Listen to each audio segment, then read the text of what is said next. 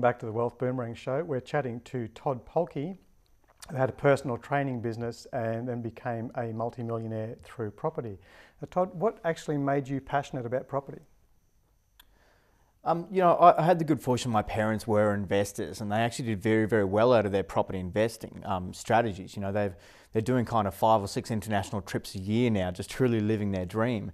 And so it was kind of in my blood from quite a young age. I mean, my only challenge with their strategy is that they would buy a property, then pay that property off, and then buy another property after that. And so it was kind of a 30 or 40 or 50 year strategy they were going down. So, which didn't quite add up to me. I was being typical, Generation Y, being very impatient in what I wanted. And but it was kind of in my blood. And as I mentioned before, I read some great books, and everyone seemed to be talking about property. So I thought, well, if everyone's talking about it, then I should actually give this a crack and see what happens. And as I said, from my first deal, got a great result, and that's where the passion really sparked. Fantastic, fantastic. But being a personal trainer, we said before, you actually got sick while you were a personal trainer. What's the difference between being fit and being healthy? A lot of people think that's the same thing. Yeah, there's a big difference. And, I've been there, the whole fitness model, where I used to basically just eat all the food I can and have all these protein shakes full of sugar and go the creatine and arginine, all these different supplements. It was like a chemist lab sitting in my home, right? And so I thought fitness was all about that was actually what health was.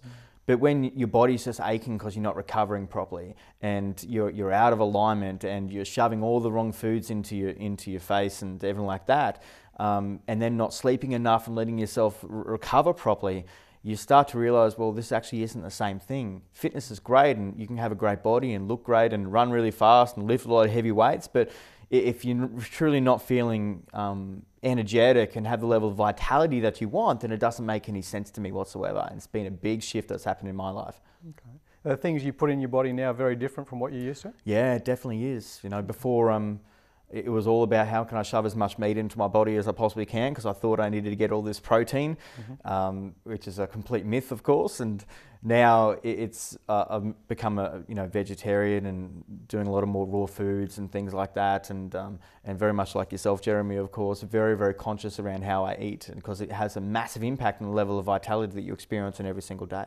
For people who think that you have to eat meat to be a bodybuilder and to build big muscles, you're a veggie? Yep. What would you say to these guys? I think it's one of the biggest myths in the bodybuilding and fitness world, that's for sure.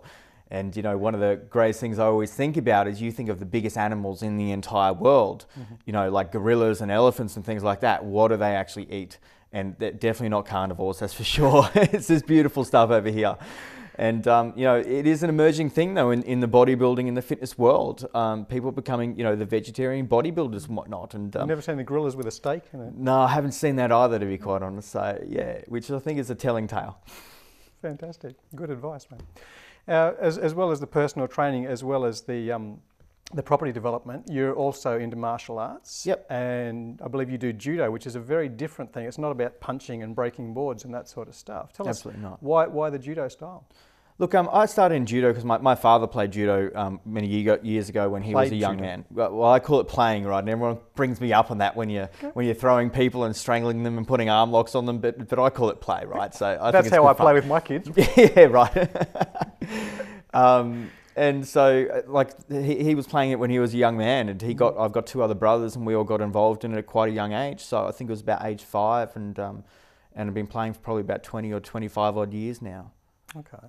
So apart from using judo is obviously very different to, say, the standard martial arts where you're punching, kicking, that sort of stuff. Sure. Is there any lessons from judo that you can actually bring into business? Sure. Look, I love the values behind a lot of martial arts, right? I love the values of having inner strength and having courage and honor and integrity. Those type of things is what I encapsulate in many different parts of my life, and I bring that into the business world and the investment world as well. So that's one of the big ones. I've really grown up in those values, and it's something I truly respect and I truly live by. Another thing that I always love is, one of the primary principles around judo is that you use your opponent's force against them.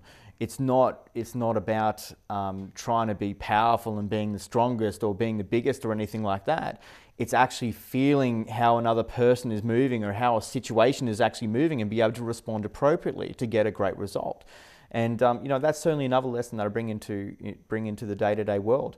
But at the top of that, it's just that level of discipline, and it's that level of commitment that when you're playing martial arts at an elite type of level, or any sport elite type of level, that you bring into your life. I think it has a massive flow-on effect. Okay.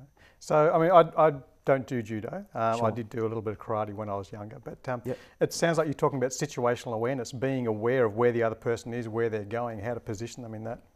So, does that help you with property, obviously being aware of things that other people aren't aware of? I think it comes down to awareness, doesn't it? That in the end, that's what it comes down to. And on a judo mat, it's a lot of gripping and feeling out other person's balance and footwork and things like that. I mean, that's what it's about. But in the real world, it's about having awareness of what else is going on and what other opportunities are out there that you're walking past every single day. I once heard this great thing that we walk past 8 things every single day that are opportunities to make us a millionaire. And I always remember that because it just tells me there's a level of awareness that we've got to keep opening up and opening up.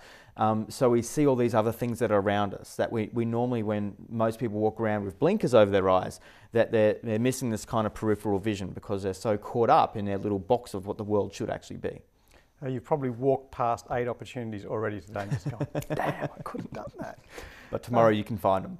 Mate, you became a multi-millionaire like by 25, 26, and judging by your physique and your face, I think that must have been about 2 weeks ago. So you don't need to work anymore. What makes you passionate about your work and teaching other people? It's contribution for me now. Looking back at it and what my career has been so far, and the coaching in judo, then into the personal training and the health coaching, and then into the property investment and the wealth coaching. It's quite obvious to me that I'm an educator. That's who I am. And I've been given amazing gifts by being around some amazing people and having unbelievable mentors in my life. And it is part of my mission to actually give that back to anyone else I actually can and bring that to the world. So it's a big thing about contribution now, and also just living my passion, because this is what I love to do, full stop. Cool. So you're teaching a lot of people, and with the reassuring thing, you don't necessarily need to be smart in order to do what Todd's done and make millions of dollars within a couple of years. We're going to take a break now, and when we come back, I want to have a quick chat to you about how you almost ruined your relationship and what priorities that puts in order for you as far as creating wealth in all areas. Thank you. Sounds good.